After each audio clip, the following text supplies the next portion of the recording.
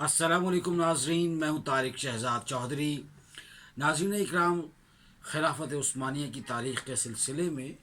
آج ہماری 44ویں نشست ہے، اور آج کی قسط میں ہم سلطان عبدالحمید اول کے حوالے سے بات کریں گے۔ ناظرین اکرام، سلطان عبدالحمید اول بمطابق 1187 تا 1203 ہجری، بمطابق عیسوی سنے 1774 تا 1799،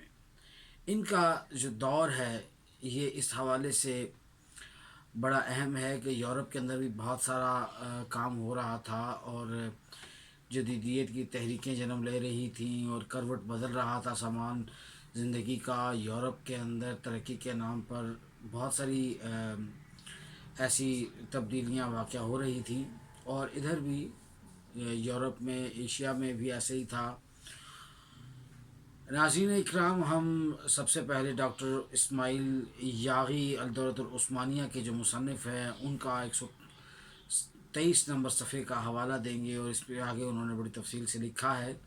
کہ سلطان اپنے بھائی کے بعد سریرائے تخت ہوئے۔ جب یہ ان کے بھائی تخت پر برا جمان تھے تو یہ جیل میں تھے۔ اسی طرح جب یہ آئے تو انہوں نے جو سب سے پہلا کام کیا کہ روس کے جو بحر اسود کے پاس واقع جو بلغاریہ کا جو علاقہ تھا، اس کا جو شہر خارنا تھا، وہ اس میں عثمانیوں کو شکست سے دوچار ہونا پڑا، یعنی بڑے مشکل حالات تھے۔ پھر بعد میں دوبارہ یہ رن پڑا اور بڑی شدید قسم کی جنگ ہوئی، اور روسی فوجیں وہاں سے پیچھے ہٹی۔ پھر سلطان نے ہمت جوئی کی، لیکن بالآخر وہ خائب و خاسر لوٹے روسی، اور وہ خلافت عثمانیہ کے جو علاقہ ہے بلغاریہ، اس کا فارنا کا جو شہر ہے، اس کو وہ حاصل کرنے میں ناکام رہے۔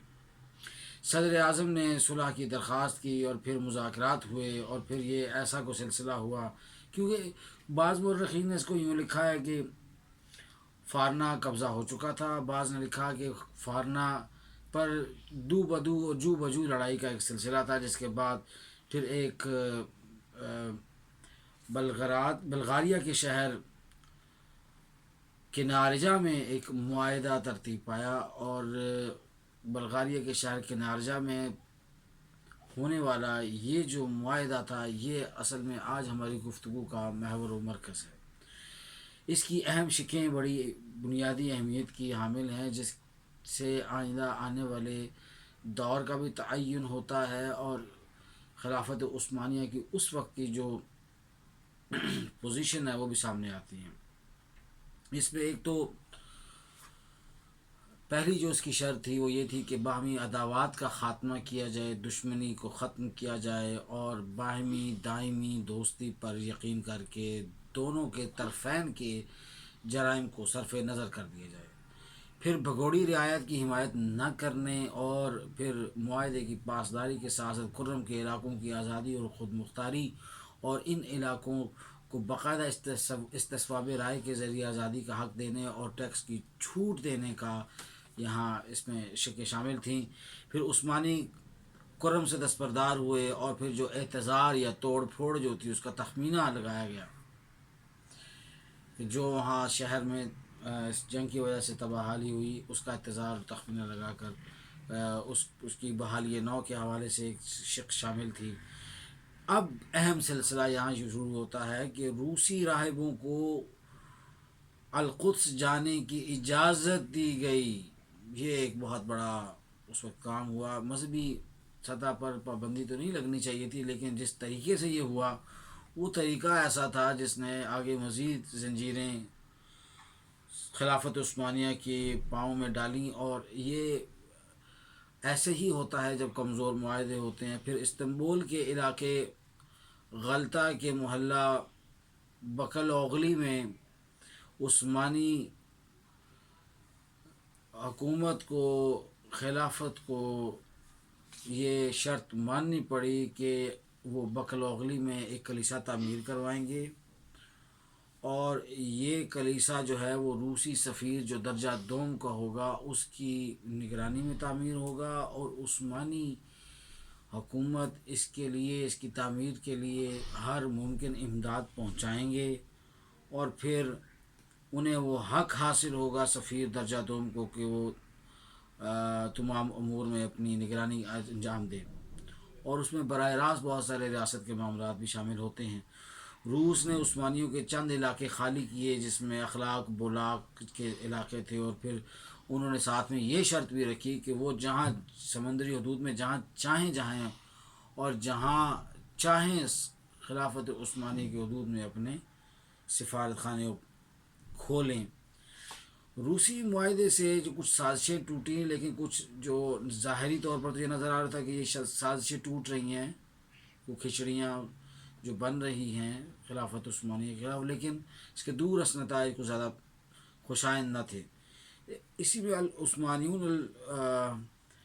العروس میں پھر العثمانیون کی جو تاریخ ہے، جو ڈاکٹر جمال عبدالہادی نے جو لکھی ہے، اس کے صفحہ نمبر 622 پر بھی انہوں نے بتایا کہ روسی ملکہ جو کیتھرین تھی، وہ کیتھرین جناب پھولے نہیں سما رہی تھی،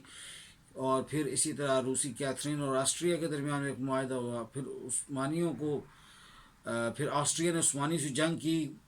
اور انہوں نے پھر قبضے کی کوششیں کی مختلف جگہ پر، لیکن وہ بلغراد پر قبضہ کرنے میں خائب و خاسر ہی لوٹے۔ پھر سلطان کی اچانک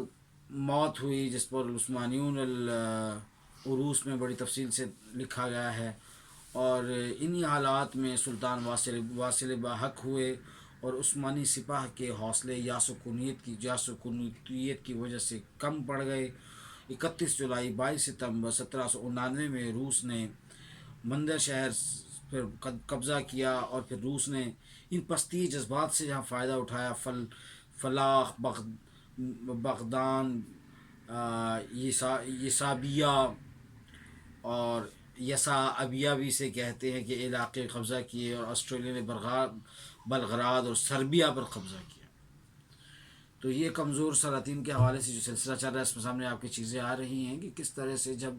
حالات سلطنت کے یا حکومت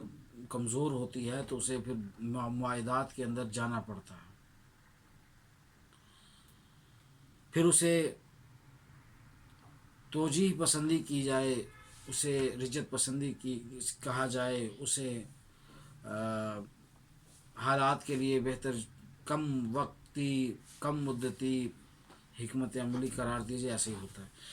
جی، سلطان عبدالحمید اول کے حوالے سے ایک بات یہ کرنا چاہتا ہوں کہ ٹیپو سلطان نے اپنی سلطنت خداداد کے حوالے سے جب مدد طلب کی تھی تو وہ 2-4 ملکوں کے پاس گیا تھا، جس میں ایک ایران کا ملک ہے، ایک افغانستان ہے، اور دوسرا ترکی کی سلطنت عثمانیہ کے پاس بھی ہو گیا۔ لیکن مورخین نے اس بات پر جو خط و خطابت ملتی ہے وہ افغانستان، فرانس اور بذات خود ترکی سے سلطنت عثمانیہ سے ملتی ہے۔ تو 3 ممالک سے جنرل رابطے کیے، لیکن سلطان عبدالحمید اول کے دور میں انہوں نے نہ صرف کمک مانگی بلکہ کہا کہ میری خلافت کو تسلیم کیا جائے یہاں پر، اور مجھے اپنے زیر تابع کیا جائے۔ ان کے کچھ لوگ بھی گئے، جو اس میں ایک حادثہ بھی بڑا مشہور ہوا جس میں پورا جہاز ہی جو ہے وہ جو یہاں سے میسور سے جو لوگ گئے تھے وہ ڈوب گئے۔ اب وہاں سے جو جواب مورخین نے کہ انہوں نے لکھا ہے اس کے حوالے بھی ہم دے سکتے ہیں، جس میں بڑی بصائر کا جو کراچی نمبر ہے ٹیپو سلطان کا، اس میں بڑی تفصیل سے اس میں لکھا ہے۔ انہوں نے بتایا ہے کہ جواب میں اب چونکہ برطانوی سامراج بھی اس وقت تک بڑا یہاں سرایت کر چکا تھا، اور ٹیپو سلطان کی اس کے ساتھ لڑائی چل رہی تھی، تو سلطنت عثمانیہ یہ چاہتی تھی کہ یورپ میں مزید بگاڑ نہ پیدا کیا جائے اور مزید دشمنیاں نہ مولی جائیں، اور برطانیہ کے ساتھ ان کے کچھ تعلق مناسب تھے، اور برطانیہ کی فرانس کے ساتھ جنگ بھی چل رہی تھی، اور فرانس کے اندر انقلاب کا دور تھا، انقلاب فرانس کا دور تھا، تو اپنی اپنی جگہ پر، اور سلطان ٹیپو سلطان جیکوبن کلب جو تھا فرانس کا، ان کے ساتھ بھی ان کے اچھے تعلق تھے اور وہ اس سے متاثر بھی تھا سلطان ٹیپو. اسی حوالے سے پھر جب خط کا جواب سلطان عبد الحمید کی طرف سے جاتا ہے تو یہی سلطان ہے جنہوں نے کہا کہ آپ برطانیہ سے اچھے تعلقات رکھیں اور ان کے ساتھ لڑیں نہیں، ان کے ساتھ دو بدو مت ہوں، بلکہ آپ ان کے ساتھ امن و آشتی کا معاملہ رکھیں. اور اسی خط میں انہوں نے فرانس کے حوالے سے ان کو بہت ہی آڑے ہاتھوں لیا، فرانسیسی حکومت کو، اور خاص طور پر جب انہوں نے اس وقت کے جو بڑے حلقے تھے جو انقلاب کے حوالے سے بات چیت کرتے تھے، جو جد و جہد کرتے تھے، اس حوالے سے بھی انہوں نے ان کو بڑے آڑے ہاتھوں لیا. پھر بعد میں جب یہ انقلاب فرانس ہوتا ہے اور اس کے بعد کی جو صورتحال ہے وہ بھی بڑی اہم ہے، لیکن اس حوالے سے یہ بتانا مقصود تھا کہ جو یہ دور ہے عبد الحمید کا، سلطان عبد الحمید کے اس دور میں یہ ٹیپو سلطان والا معاملہ بھی چل رہا تھا، اور یہ بھی یہاں سے اپنی پوری بھاگ دوڑ کر رہے تھے کہ مسلمانوں کا وقار، عزت اور حمیت کے تقاضے کے تحت. یاد رکھیے گا کہ مغربی بنگال میں سب سے پہلا ایک ہی انسان گزرا، ایک ہی باغی اٹھا، حیدر علی کا بیٹا ٹیپو سلطان، جس نے اپنی آزادی پر سمجھوتا نہ کرنے کی قسم اٹھائی اور اسی راہ میں وہ شہید ہوا. 1799 میں اس کی شہادت کے بعد پھر جو حالات ہیں وہ تاریخ بر صغیر میں بڑے کھلے ہیں. اور اگر وہاں چلتے ہیں ہم، اس خلافت عثمانیہ میں بھی کوئی ایسی صورتحال نظر آتی ہے کہ تنزلی کا دور ہے. ناظرین اکرام، آئندہ آنے والی نشست میں انشاءاللہ ایک قسط نمبر 45 میں نئے سلطان کی رودات کے ساتھ حاضر ہوں گے. تب تک کے لیے اجازت دیجیے. اللہ حافظ.